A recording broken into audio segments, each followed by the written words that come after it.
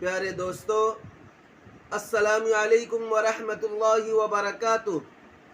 جب سر میں ہوائیں طاعت تھیں، سرسبز شجر امید کا تھا، جب سر عصیاں چلنے لگی، اس پیڑ نے پھلنا چھوڑ دیا۔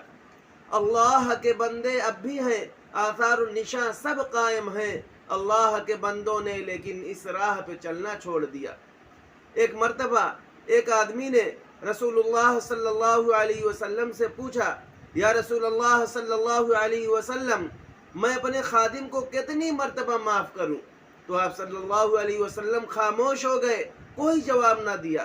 پھر اس آدمی نے دوبارہ رسول اللہ صلی اللہ علیہ وسلم سے پوچھا، یا رسول اللہ صلی اللہ علیہ وسلم، میں اپنے خادم کو کتنی مرتبہ معاف کروں؟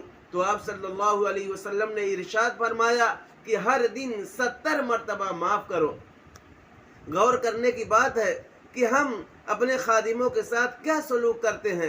اگر ہمارے خادموں سے کوئی غلطی ہو جاتی ہے تو ہم اپنے خادموں کو اپنی نگاہ میں لے لیتے ہیں اور ان کو خوب ڈانٹتے ہیں اور ان کو خوب برا بھلا کہتے ہیں، اور خدا نخواستہ اگر دوبارہ ہمارے خادموں سے غلطی ہو گئی تو ہم ان کو اتنا ٹارچر کرتے ہیں، اتنا پریشان کرتے ہیں کہ وہ ریزائن دینے پر مجبور ہو جاتے ہیں۔ بڑے افسوس کی بات ہے۔